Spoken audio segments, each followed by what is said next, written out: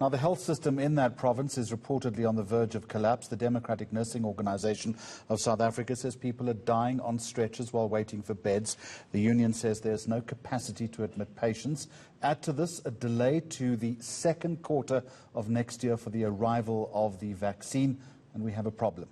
Let's look at this a little bit more closely now with Simon Hlungwani from the Democratic Nurses Association of South Africa. Simon, good afternoon to you and welcome. Before we get to the vaccine delay, the situation in KwaZulu-Natal, how are you reading it right now, and has there been any improvement in the past 24 hours? Well, Jeremy, thank you for having us, and greetings to the viewers.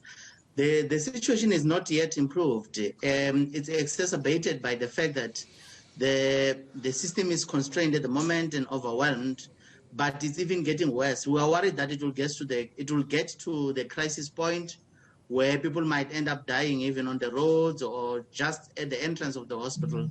So as soon as something is done, the pressure of bed occupancy is a major problem, because then the high number that is there and the system not coping, the bed demand becomes what the system is not able to provide. How close do you think you are to that crisis point in the province? And we are more worried about that, and we're vocal and trying to fight.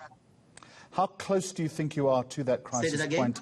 How close do you think you are to that crisis point in KwaZulu-Natal? I think it is very close. It's just waiting for a ticking time.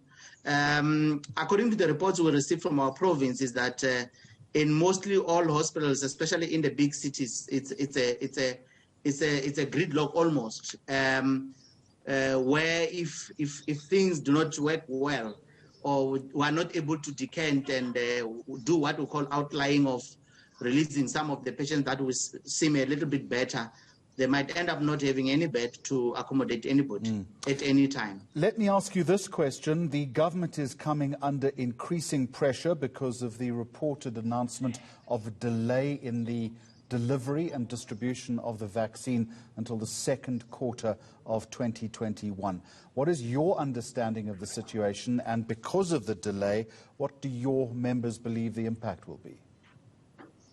Well, I think we are of the view that if our country had done something better in the past by securing the deposit and making sure that everything is done on time, probably the delay could have been avoided. However, the bigger problem here is not necessarily that I think the bigger problem is the fact that we don't have internal capacity as a country. And I think in future, our country must rethink the question of reindustrializing our country to be able to produce certain drugs and things internally. So we could have known that we have our own internal capacity to be able to deliver that. And as a result, we could have avoided, because it looks like we're at the mercy of the superpowers of the world. If they don't give us something, then we don't have anything. But we believe if our country had done things on time, secured the deposit on time, probably the delay could have been avoided.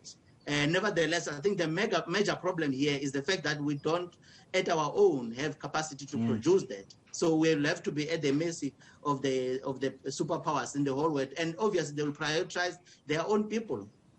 Thank you very much for joining us. That delay in the delivery of the vaccine to the second quarter of 2021.